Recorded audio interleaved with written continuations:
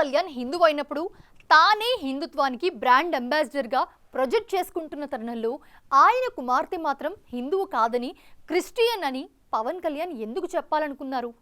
అసలు ఆమె చేత డిక్లరేషన్ ఇప్పించాలని ఎవరడిగారు? ఎవరూ ప్రస్తావించకుండానే డిక్లరేషన్ విషయంలో జగన్ని టార్గెట్ చేసే క్రమంలో పవనే కొత్త వివాదంలో చిక్కుకున్నారా? కూతురితో డిక్లరేషన్ ఇప్పించి ప్రత్యర్థులకు తానే అస్త్రాన్ని అందించారా? అసలు పవన్ కళ్యాణ్ ఇంత బ్లండర్ ఎలా చేశారు? చిన్న కూతురితో ఇప్పించిన డిక్లరేషన్పై ఇప్పుడు ఏపీలో పెద్ద చర్చ జరుగుతోంది.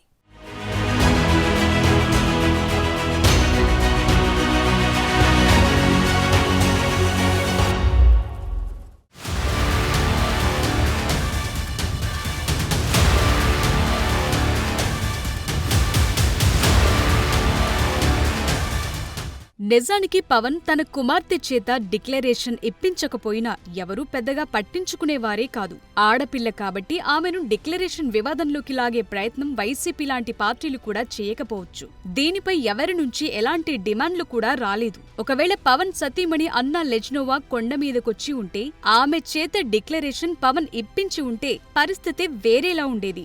ఆమె రష్యన్ కావటం, క్రిస్టియన్ అని అందరికీ తెలిసిన విషయమే కాబట్టి ఆమె డిక్లరేషన్ ఇచ్చినా ఓ అర్థముండేది. ఒకవేళ ఆమె డిక్లరేషన్ ఇవ్వకపోయుంటే వివాదం వేరుగా ఉండేది. కానీ అసలు అన్నా లెజ్నోవా కొండ మీదికి రాలేదు. కేవలం తన కుమార్తెను మాత్రమే పంపింది. రెండో భార్య రేణుదేశాయ్ కుమార్తె ఆద్యతో పాటు తన కుమార్తెను కూడా తండ్రితో కొండ మీదకు పంపింది అన్నా లెజ్నోవా.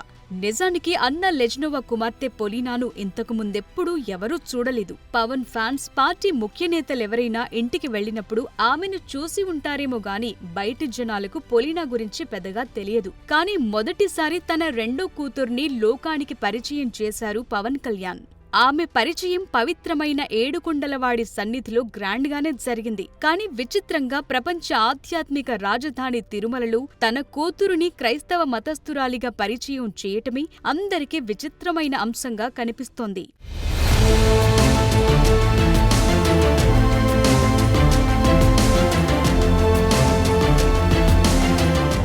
సనాతన ధర్మ రక్షణ గురించి, హిందుత్వం గురించి ఇంత గొప్పగా మాట్లాడిన పవన్ కళ్యాణ్ ఇంట్లోనే క్రిస్టియన్ మతాన్ని ఆచరించే వాళ్లున్నారనే చర్చ మొదలైంది. ఎందుకంటే ఆయన మూడో భార్య అన్నా లెజ్నోవా క్రిస్టియన్ మతానికి చెందినవారని అందరికీ తెలుసు. కానీ ఆమెకు పుట్టిన పిల్లలు కూడా క్రైస్తవ మతాన్ని ఆచరిస్తున్నారు.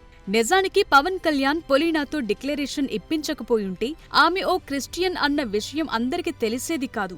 ఇప్పుడు శ్రీవారి సన్నిధిలోనే డిక్లరేషన్ ఇవ్వటంతో నా కూతురు క్రిస్టియన్ అని పవన్ కళ్యాణే డిక్లేర్ చేసినట్టయింది. దాంతో ప్రత్యర్థి పార్టీలకు, విమర్శలకు పవన్ కళ్యాణే తానంతట తాను ఓ అస్త్రాన్ని అందించారనే చర్చ మొదలైంది.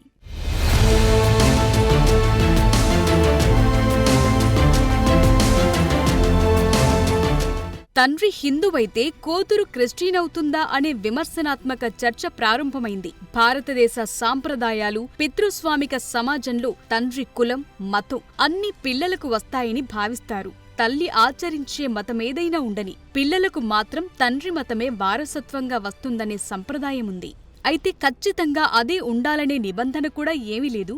కానీ సనాతన ధర్మం పరిరక్షణకు హిందువులంతా ఏకం కావాల్సిన అవసరముందని, దేవాలయాల రక్షణకు కలసికట్టుగా పోరాడాలని పిలుపునిస్తోన్న పవన్ కళ్యాణ్ తన కూతురిని మాత్రం క్రిస్టియన్ గా పరిచయం చేయటమేంటనే చర్చ మొదలైంది. ఎందుకంటే సొసైటీకి ఏదైనా మెసేజ్ ఇవ్వాలనుకున్నప్పుడు ముందు మనం ఆచరించి తరువాత మిగతా వాళ్లకు చెప్పాలనే అభిప్రాయాలు వినిపిస్తుంటాయి. ఇప్పుడు పవన్ కూడా ఇలాంటి విమర్శలే ఎదుర్కొంటారనే చర్చ జరుగుతోంది.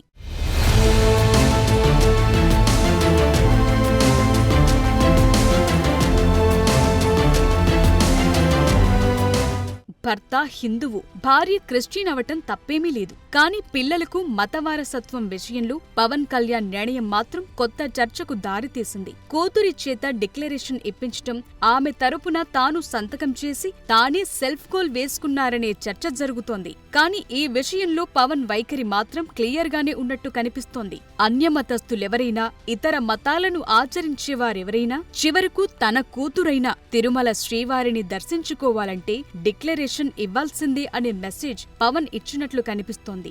మరి ఈ ఇష్యూ ఎక్కడికి దారితీస్తుంది? ప్రత్యర్థి పార్టీలు పవన్ ని ఎలా టార్గెట్ చేస్తాయనేది ఇప్పుడు ఆసక్తిగా మారింది.